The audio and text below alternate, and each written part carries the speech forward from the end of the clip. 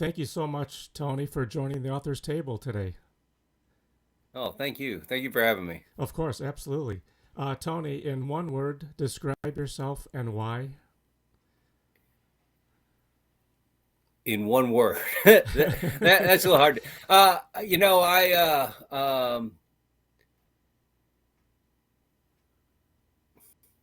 would say that family man, husband, dad, grandfather. That probably described me the best. I did some cool stuff throughout my Army career. Yes. Kind of like my second career right now. But How life's been good. how about dedication?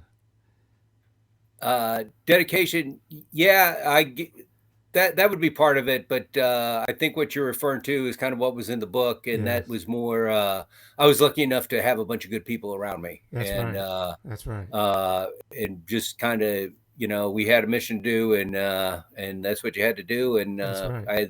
I had great people to do it. Yes, yes, you have. Now, what was your inspiration and or motivation to write your book? So the battle that I was in, the Battle of Ramadi, a lot has been written on it, to include a big part of the movie American Sniper. There's been three or four at least books written on what happened, and it was kind of a pivotal point in the Iraq War. Mm-hmm.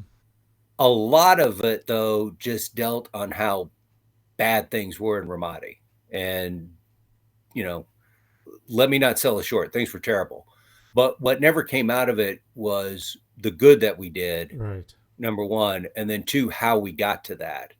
And so if you look at the course of the Iraq War, and when I started writing this book, we had pulled out of Iraq by then. If you look at the course of the war, a lot of people said, well, the surge won the war. Well, and the surge was very important. Don't get me wrong, but what was important was that by the time the surge came along, we had the people on our side. And about the time I started writing this is when they decided to do a surge in Afghanistan Mm-hmm. without the population behind them, and that failed. And so, it kind of came to me that it's like, hey, we took the wrong lessons out of what happened in Iraq. We tried to apply that to Afghanistan, and we need to make sure that we have the right lessons, and hopefully, our country will not get itself into another set of 20 year long wars, 20 plus. Yes. But if we do, let's figure out how to do this right, and so they don't drag on for decades. Exactly. Now, from your experience to being in the military for 28 years, and I believe now, how challenging was it to write your book? Though, did you take a lot of notes or like a journal in that process? Yeah, I had some of my old notebooks from when I was there, and a lot of it was in my memory what happened. So some stuff I had to look up, and I wanted to tell the story chronologically, Mm-hmm. because that's the only way. Because some of these other books, they kind of flip around on what happened, and it's kind of hard to follow. So I didn't go to Iraq and come in and say, okay, I'm going to find me a fourth level tribal leader, and then we're going to start this political movement that's going to take over the country, which is going to lead to peace. I mean, Right. that wasn't it. It was kind of day by day. You got to fight through the problem at hand, but you just got to be looking forward. Especially as a commander, you got to be looking, three or four steps ahead, and how things are going to work out. Absolutely. Yes. So Yes. yeah. Now, when you completed your book, Tony, did you already have in mind that you wanted to pursue being self-published or finding a publisher? Well, it was actually, it's kind of a funny story, and kind of a indictment of the publishing business today also. Yes. So I actually had a publisher, a Okay. very small publisher, and I went to all the big ones. And like I said, there's been some pretty big books written by major publishing houses, and I knew the authors very well. And I tried to get an agent, and at the time, our long national tragedy has ended. No one wanted to look back on Iraq, so I couldn't get a big publisher to take the book on. And I found this Cleveland Writers Press, very small, a guy named Paul Huckleberry, fantastic guy. made a lot of money in business, Mm-hmm. but his dream was he wanted to be a publisher.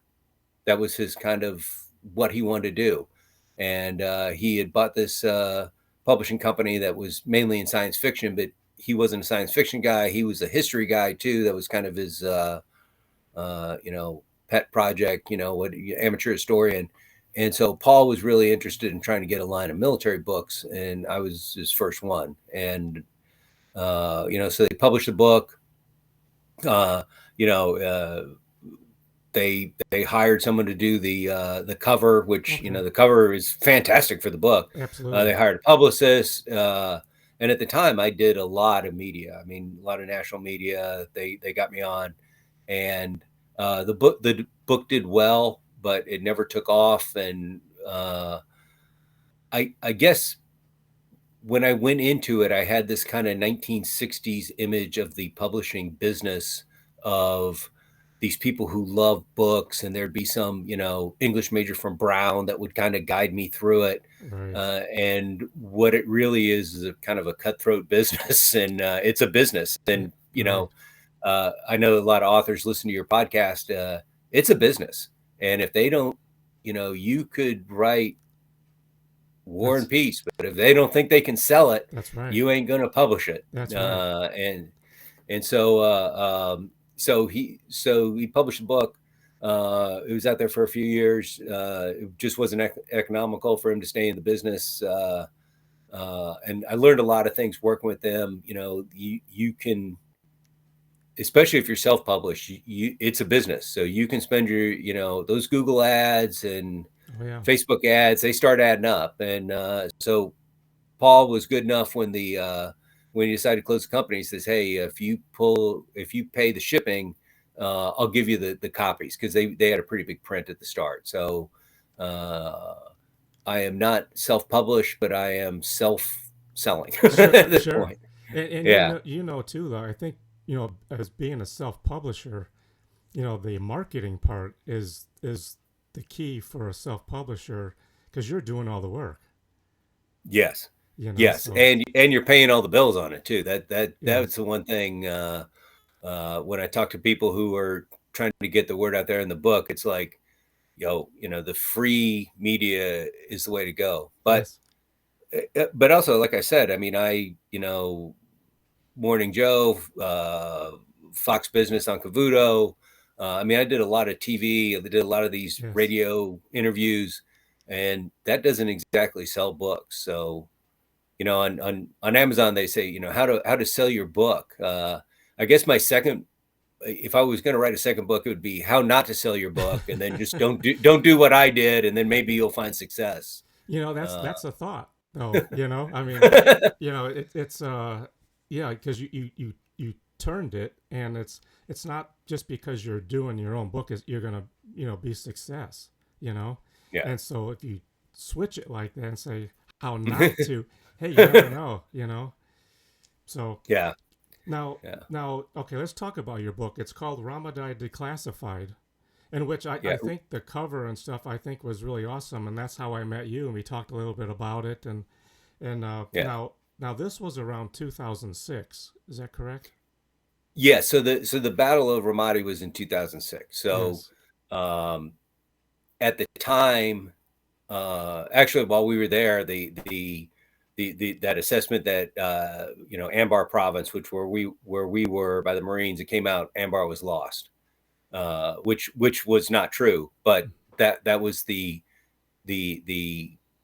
mood of the country was we Mm-hmm. had lost the war in Iraq, and we had got there in May of 2006, and it was terrible. And we were a lot of the stuff that we did, they adopted that, and they took it on during the surge countrywide. But my boss, a guy named Colonel Sean McFarland, who ended up being a lieutenant general, he said, "Hey, we're going to push in the city. We're going to take the city back."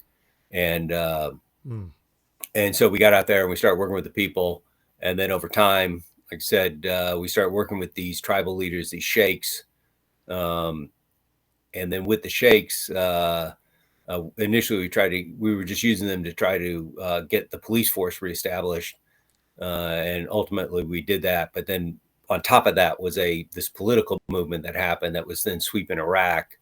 So by January 2007, when General Petraeus took over all of Iraq, then the surge came, and we had enough troops to, push back into the cities, protect the people, and they were tired of the violence. And there was, a lot of people go back and forth on what was really happening, but there was no kidding, Al Qaeda funded terrorists that were just, they were intimidating the people, the local Iraqis, and we were able to provide them enough protection so they could build up their own capacity. And then, so in March of 2000, or in May of 2006, we got there in September. The awakening started by September 2007. Literally 12 months later, Sheikh Sattar went from dealing with me, battalion commander, kind of lower middle management in the grand scheme of the Army. President Bush flew to Iraq to meet Sattar personally, just to thank him for what's happened. And so, in Ramadi in September 2006, it was just terrible. You got attacked every time you went out.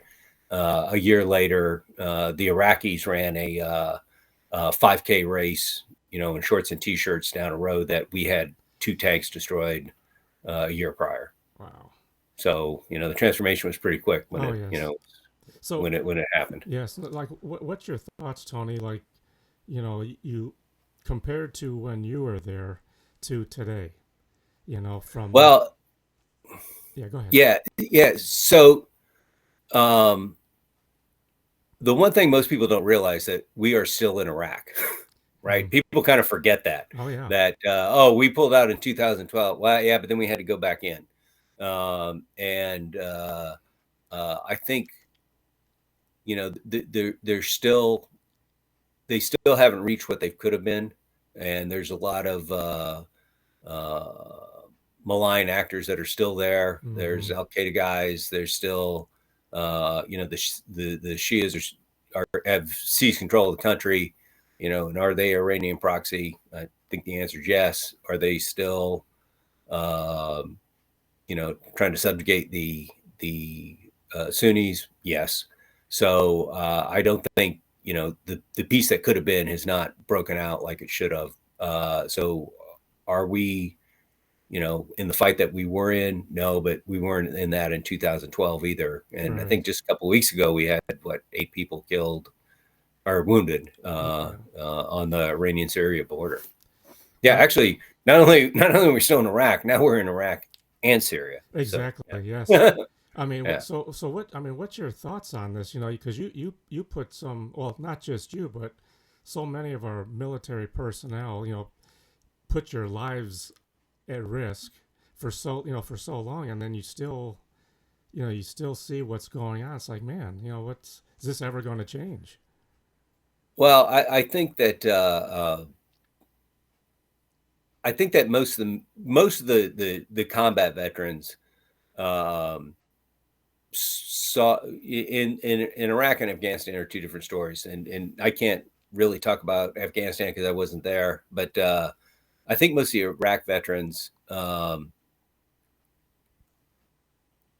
have reached a point where they understand what going to war means. And I kind of start the book out by talking about Desert Storm might have been a bad thing, just because it was over in 96 hours. There were parades when we got home, and people thought, oh, war's something clean, we can do this. But you really, I think the guys who are the true combat vets walked away from that saying, hey, this is, if you're going to go someplace, you're going to be there forever. Right. Yes. And so the lesson is, don't prepare to be there forever. The lesson is, don't go there unless you really got a plan. And I know, we talk about this a little bit in the book. Colin Powell says, what's our exit strategy? Well, it's kind of, what's our victory strategy? How are we going to win this thing? What does victory look like? How are we going to get this thing won? And if you don't have that, then the answer needs to be no, no matter how much patriotic fervor is being drummed up. Okay, so how's this going to end? And if you Right. can't think through that, and our political leaders can't articulate that, the answer from the American public should be a hard no until you can tell me, hey, how's this going to end? And that's probably why we're still dealing with this stuff today. The Yeah, same. Yeah. exactly. And and sometimes you can't pick your enemies, right? So we were attacked on 9/11. That's right. And so, Right. if you go into, and we were attacked on the coal, and we were attacked, the USS Cole in Yemen a couple of years prior, and the 2 embassies in Africa were blown up. And so this Al Qaeda threat um, was brewing, and we didn't kind of nip it in the bud, and it took a life of its own. And so, you can rename it as ISIS, Mm-hmm. but they're one and the same. I mean, that's you is it a Gambino, or is it a Corleone? No, it's organized crime. Yeah. And Right. it's Evil's the evil. same. So evil's evil, and Yeah. so we tried to say, hey, we defeated Al Qaeda, but this ISIS camp, they're the same guys. I mean, Yeah. Al Baghdadi was Yeah. the last, literally like the last Al Qaeda guy left, and we let him go. Man. Hmm. Yeah, because I can only imagine though. I mean, the stories and stuff that you do have that you really probably can't talk about, but I know what you guys have seen is.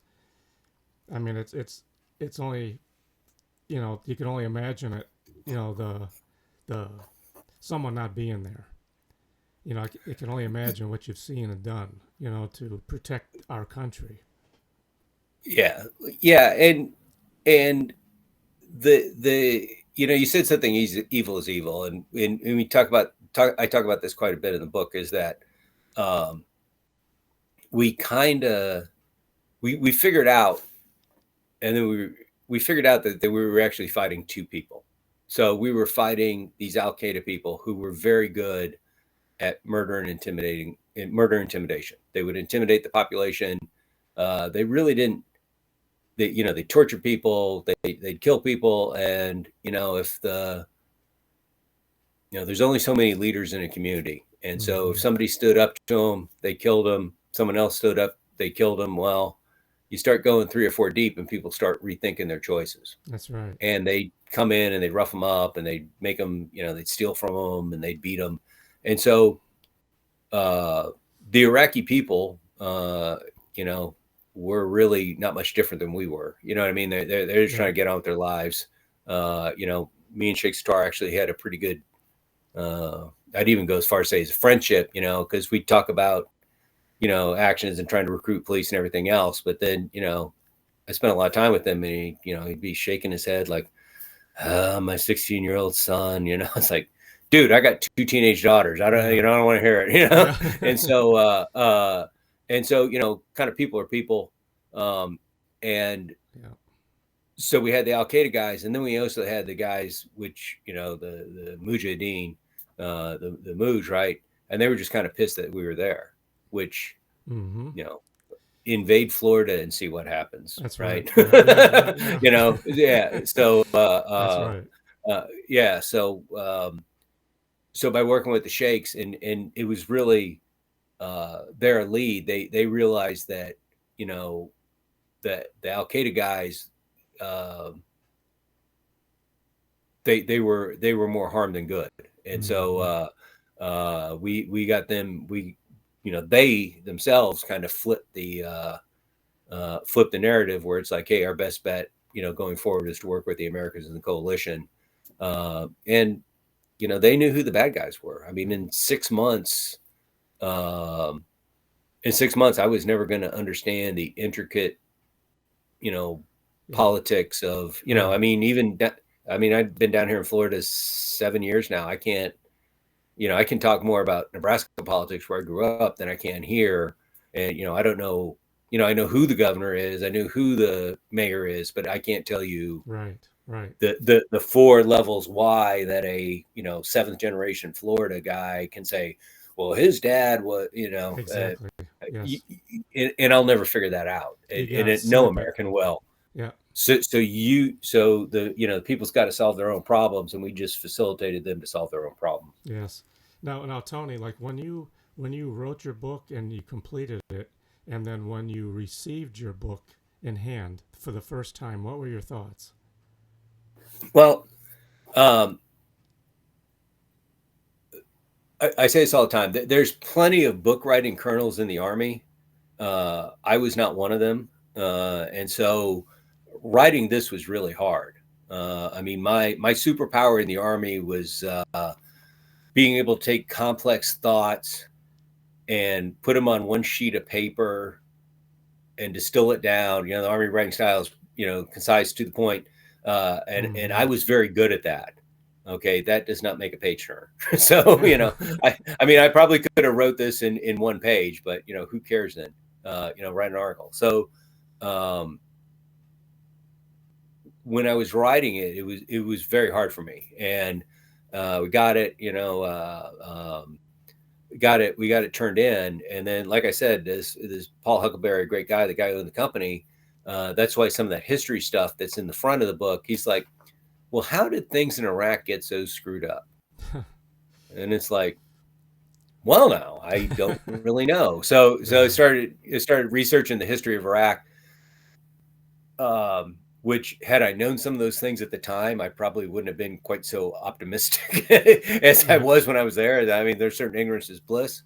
Um, Now, was and it then was it and like then emotional too? I mean, obviously to write it was that difficult that way as well. you know, I get asked that a lot, and it wasn't, because I was head down on a mission, and I wanted to tell the guy's story, Mm-hmm. right? And so, and I wanted, and if throughout the book, it's not just Sergeant Jones. I got a little piece on Sergeant Jones. I got a little piece on Sergeant Roberts. I got a little piece on First Sergeant Dyer. Mm-hmm. And so, um, Yeah. I think, and I also kind of want to write it not just for military dudes, but for the casual reader. So, um, and it probably is still too much jargon in there, but you can skip over words, but um, when people say the troops, it's like, well, or one of the guys lost life. It's like, well, three soldiers were killed. Well, it wasn't three soldiers. It was three guys that grew up in a small town, were brothers, fathers, sons. Uh, they were the state wrestling champion, or That's they right. wanted to go do something else. And I thought, you had to, I felt part of it was, you had to tell these kids story, because no one Right. else is going to tell That's right. them. And the worst thing we can do is forget about those that lost their lives, right?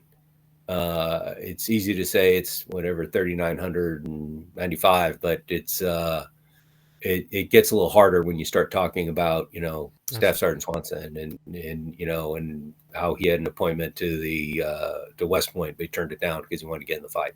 And so those stories I thought need to be told. And um, I'm not sure dedicated would be the word, but I think my name's my better one's probably motivated, in that if you give me something to do, it's going to get done. yes. Yeah. Is the best of my ability. So Yes. so we pushed through on that. And when I got the book in my hand, it was funny. It was so difficult for me to write the book. I mean, just from a nuts and bolts, like the first time I had to write a quote, it was like, does the period go on the inside or the outside of the quotation marks? Then you Google it, then Yes. you get to the bottom of the Google page, and it's like 15 stars you didn't know were, it's like, didn't know were stars. And so it's like, okay, focus. But I got it. And then I was just so relieved that it was done. Sure. Oh yeah. I was ecstatic. But then after a couple days, it's like, okay, now we really need to get people to read this, because I think it's important. I mean, people have said it's important. I mean, we've got great reviews and everything. Um, and so, then it's not enough just to, I mean, it's nice to sell books and make money, but if you think you have something to say, you want people to hear it too. And so Exactly. it's how you get that message out Yes. over and over. And speaking of that, now you're also a speaker to help provide leadership principles to any organization, and you also have your own consulting business. So let's talk about that, Tony. Yeah. So I do. Sorry. That's okay. Let me.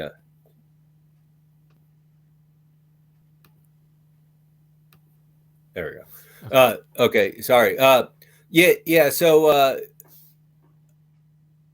one of the things that you learn a bunch of stuff in the military about leadership and planning and everything else, and Mm-hmm. you see a lot of these military guys, and they give great motivational talks and everything, but the one thing that it's real good to kind of get that that Holy Spirit put into you of like leadership, but then how do you do it? So Right. one of the things that my company does is you sit down with the boss and you say, what are you trying to accomplish?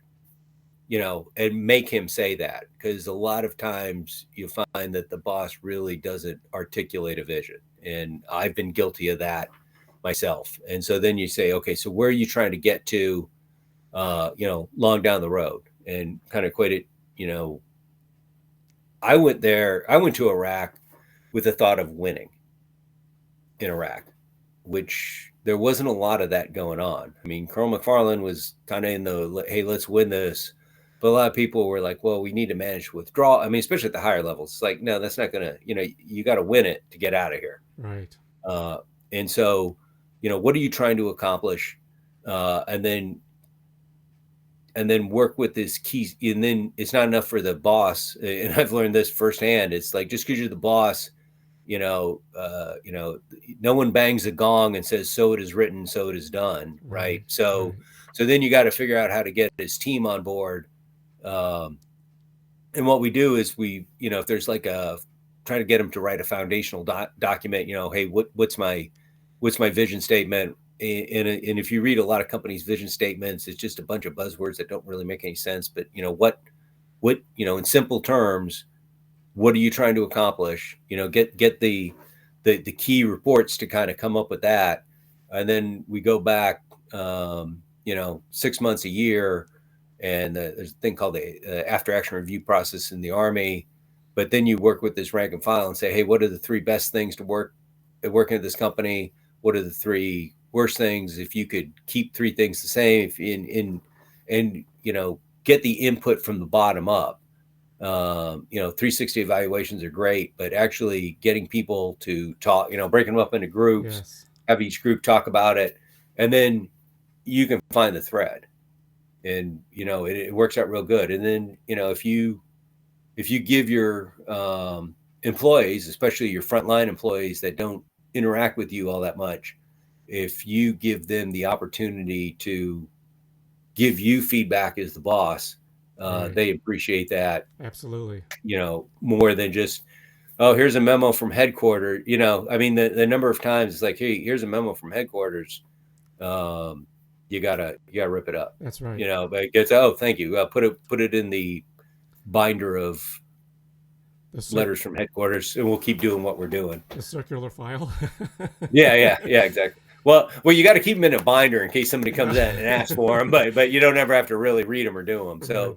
So part of that is just making sure, and a lot of times, I tell people this all the time, that if once you start reaching some management levels, uh, it's not that people are going to lie to you, but there's probably a cap on the truth that you're saying, and depending on where they're at in the organization, they're like, oh, that's not true. It's like, you tell your boss everything, and they're like, you got me there. so Yeah. so so part of it is, you've got to get out. Leadership by walking around is good, but if you can kind of formalize that, and let people, let the rank and file kind of come back up and give you their input, that's gold. Because the Yes. guys in the Yes. middle are worried about their job and everything else. And Right. so if you hear from the bottom, I mean, there's a simple answer from the mouth of babes Yeah. 99% of the time. That's right. Now, if someone wants to contact you or want your services, how do they contact you? Go to my website, one stop shop. So tonydeane.com, TonyDeane.com. So, you can email me there. Uh, you can see what we produce. You can see some of my media stuff, and you can order the book too directly from me. And so Awesome. if you order the book, so the book's on Amazon. We're actually having a huge spike in sales right now. Oddly enough, uh, I did a different podcast and got a lot of great feedback from that one. But uh, if you order the book from, you can order it on Amazon, but if you order from me, there's a little place in there. It's like, to my dad, to my brother, or whatever, and I'll write something Nice. specific to it, and you get like a autographed copy. Very So nice. Yes. that's personalized. That's right. Now, do you have any events coming up, Tony? Uh, not in the immediate near future. Okay. I do.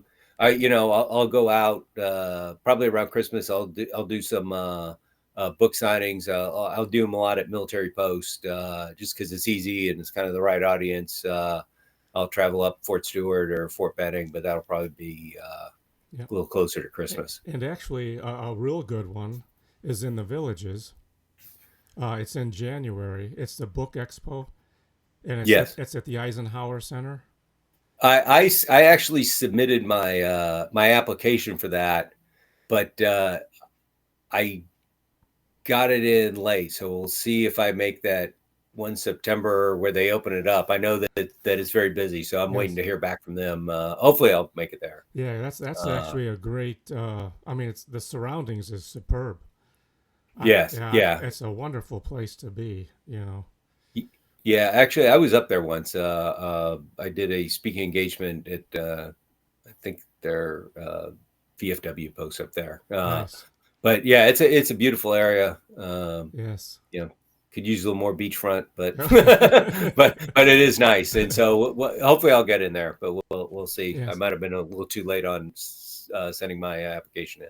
Well, Tony, I thank you so much, and I do have to say thank you very much for your service. Oh, thank you, thank you. Yes, I think that's. I mean, I'm sure you've been told that before though, but I think it's well deserved, and I that is fantastic that you did that for our country. Oh, thank you. I mean, my job was pretty easy. In Iraq, I drank tea with sheikhs and smoked cigars and slapped people on the back. Someone's got to do it. The, the, someone's got to do that. But Yeah. the kids, the kids that I had working, or I say kids, the Yes. soldiers and Marines and sailors I had working for me, those are the guys, they were out there every day, Oh yeah. 110-degree heat. And they went out every day, despite the casualties, despite the terrible conditions. Mm-hmm. Those guys went out every day, and I can't give them. They Yeah. deserve all the credit. I'm just an old guy. Yeah. We're. Yeah, You're not an old guy, Tony. yeah, yeah. Well, but again, thank you so much for taking the time to be on the author's table today, and I enjoyed it very much, and it was an honor to have you. Oh, oh, thank you, and thanks for having me on. And good luck. And I guess I'll see you at the next Yes. writers fair. Yeah. Yeah. And I wish you the very best too, and please keep in touch. Okay. Okay, I will. Thank All you, right. Brad. Thank you very much, Tony. Okay. Bye bye. Okay.